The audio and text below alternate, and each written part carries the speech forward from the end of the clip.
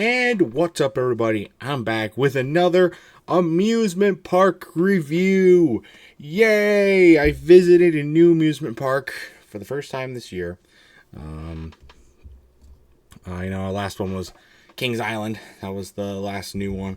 A long time ago, it feels like. But I got another one today, and it is Hersheypark. Yes, this was one of my top places that I wanted to go for quite a while now was Hershey, and I finally got there when we were on a big vacation all across the eastern U.S. And on the way home, we decided to make a stop at Hershey, Pennsylvania, aka Hersheypark, and all that stuff. So I went on a Sunday in July, so you may think big crowds. There weren't really anybody there. It was a pretty dead day.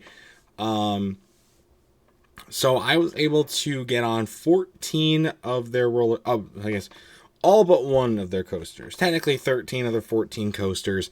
And the only one I didn't get on was the kiddie coaster. I didn't have the chance to ride anything else, sadly, because we did their Twilight entry, so I only got actually 5 hours in the park.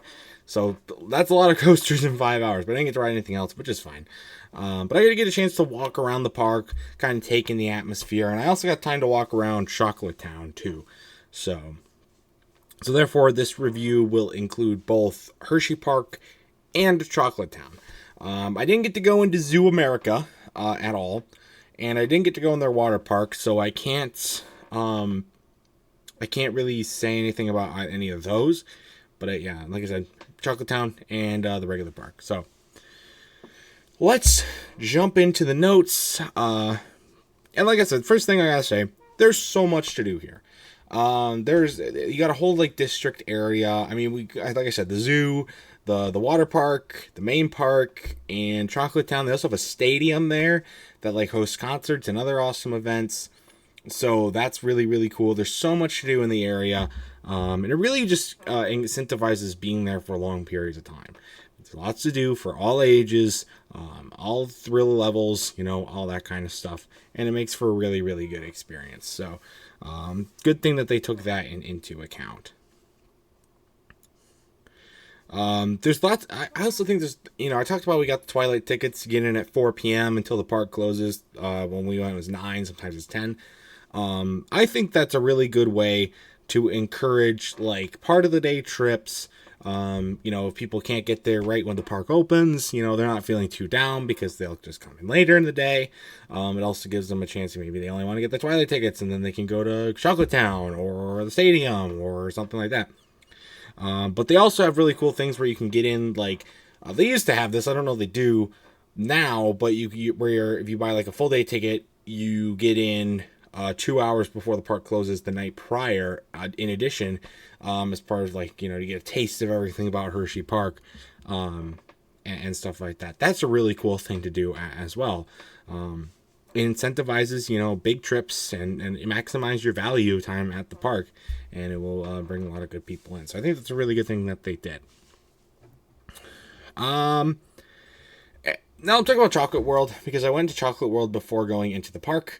And I also went in afterwards too. I got a good chance to walk around and spent about an hour and a half-ish there. But I did get to see a good amount of what there is to offer there.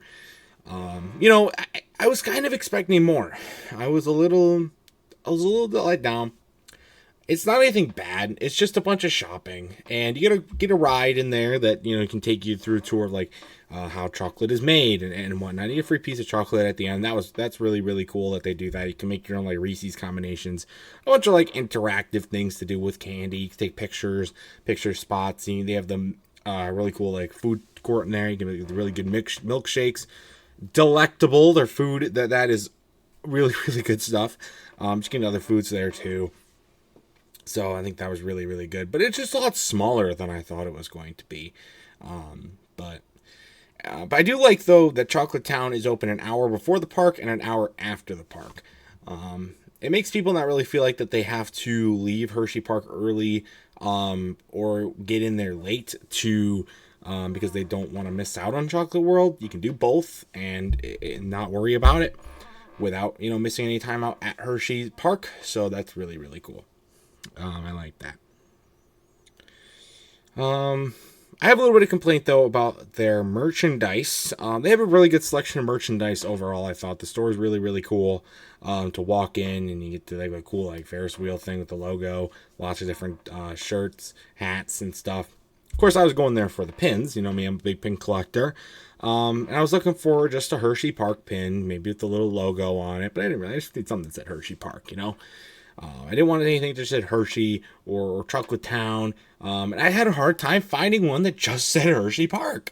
I really did. All of them were, there's a lot of pins for just specific rides, which is cool, but they didn't have any that just said Hersheypark, which was really, really weird. This one's like Hershey Chocolate Town, Hershey World, or some other crap like that. Finally found one that just said Hersheypark. The problem is it comes in a 3 set with one that says Hersheypark Happy and just the Hersheypark logo, like the pinwheel logo, which is a really cool logo, for $25.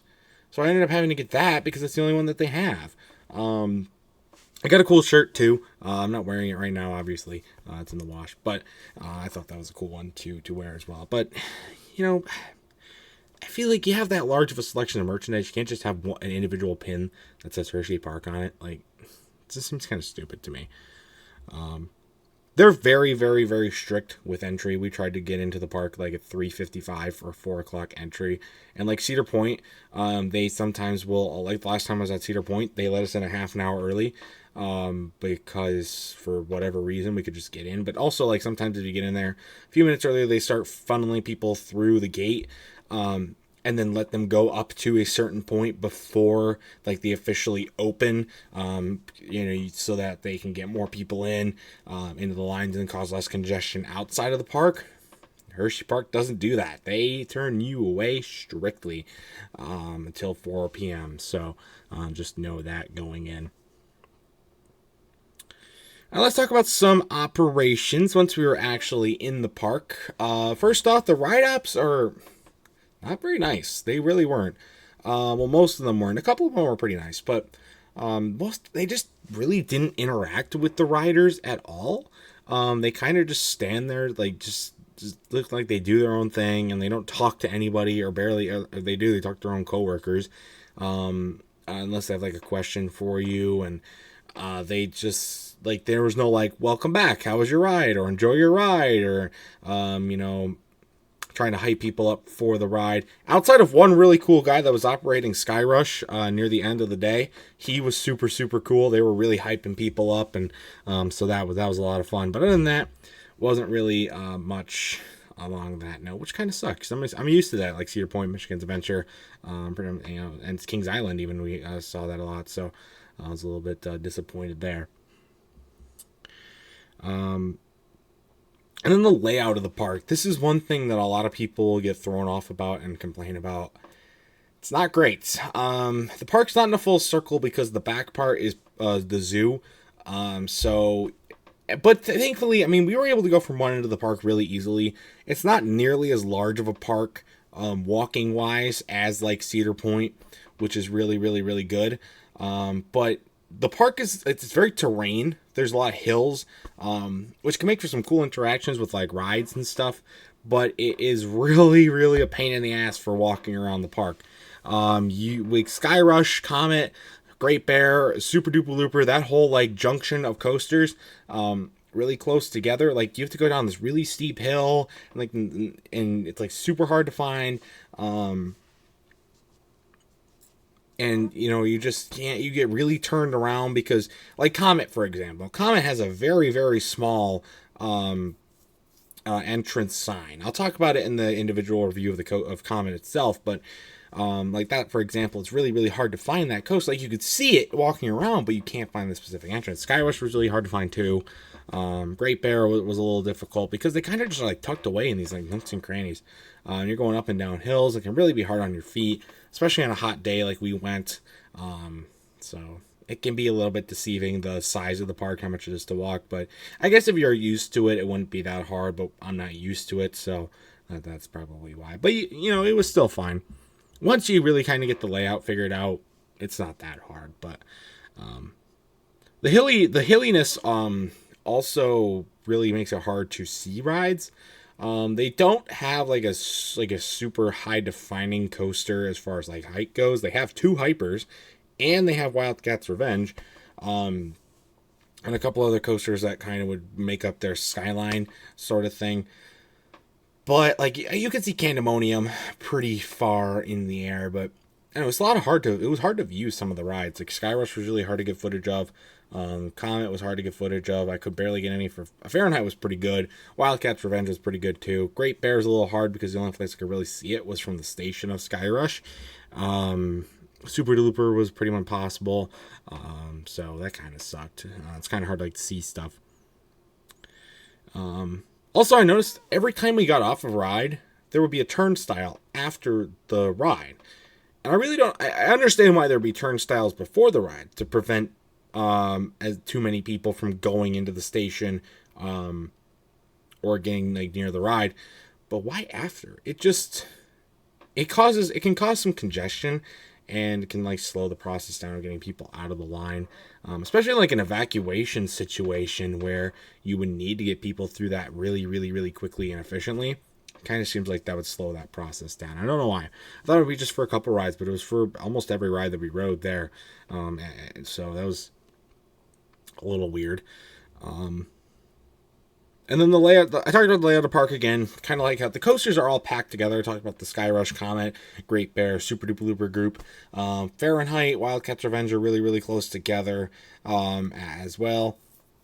They're all kind of like little junctions of areas, like Jolly Rancher and Storm Runner are right next to each other too. And it's really not easy. It makes it really easy to knock out a bunch of coasters like that. Like we were just flying through them. Obviously, if the lines are longer, it's not going to be as easy. But we were able to move really, really quickly from ride to ride, especially like Storm Runner to Jolly Rancher. It's really easy to do that. They're right next to each other. So that's good. I like that they're in little clusters and little sections of the park. It can minimize walking time and can really improve satisfaction of the customer, I think, overall. So I don't know if that's just because we were running between like different areas of the park super quickly, but I didn't really see any areas to really cool off. I saw a lot of benches and stuff, and but like drink stands, I didn't see as many as I thought I would. We did find some, but not as many as I thought. Like once you're in the park, there's not really any like areas where you can walk in where there's air conditioning and cool down. I think there's like a shop near the back of the park. That's about it. Or of course a store up in the front of the park too, but it's kind of redundant if you're riding stuff in the back and you want to cool down, you got to go all the way to the front. Like, who would do that, So that was all right. And then you got the water park that's right there, and that's included with your admission to the park. So I guess you could do that. But I don't know. I mean, we also went on a hot day, so maybe it's usually not that much of a concern, but I would have liked a little bit more areas to cool off. Not a lot of the rides had fans either, or if they did, most of them were off. And Fahrenheit Wildcat's Revenge had fans, but I think that was really it that I can think of at least. So,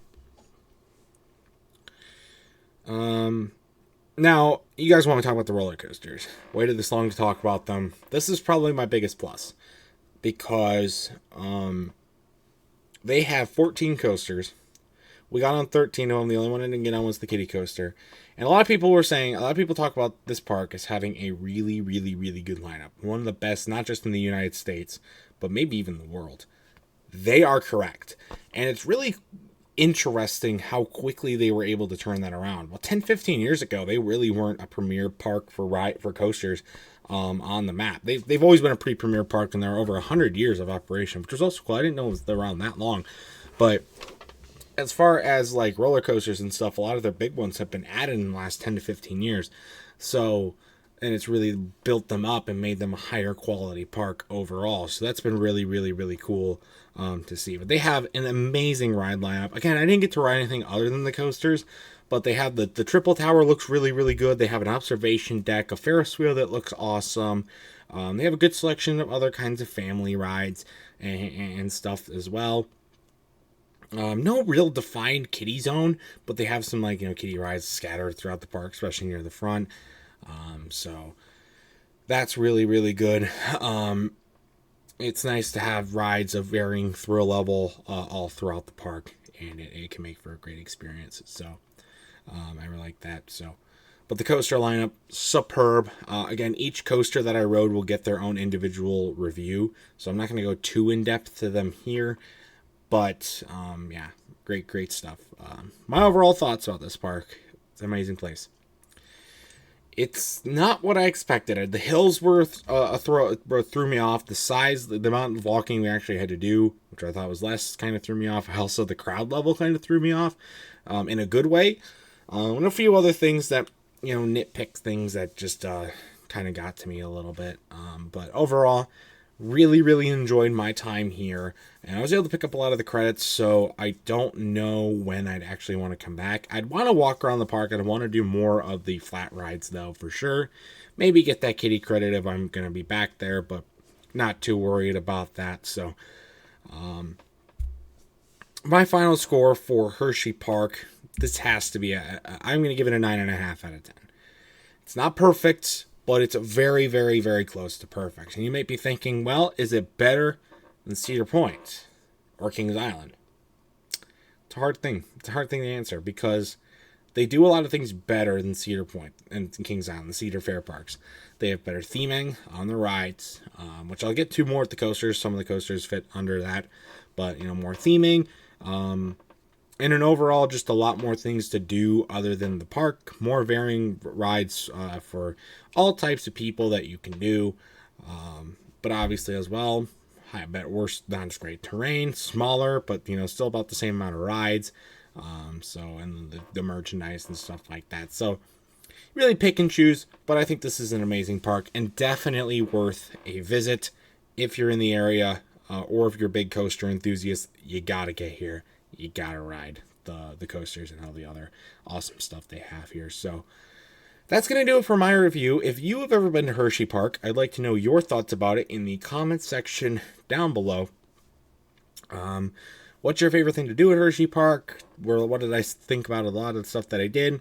And what did I miss as far as talking points? So that's gonna do it though for this review. Like I said, there will be 12. There will be 12 coaster reviews coming out because I picked up 14 credits. One of them was Lightning Racer, so that's going to be its own review for both sides.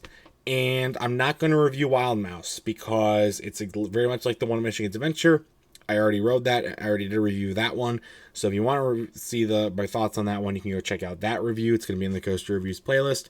So I'm not going to review that one. So there'll be 12 coming out from Hersheypark. So stay tuned for that, and stay tuned for other much more amazing content. And until next time, I will see you guys later. Goodbye.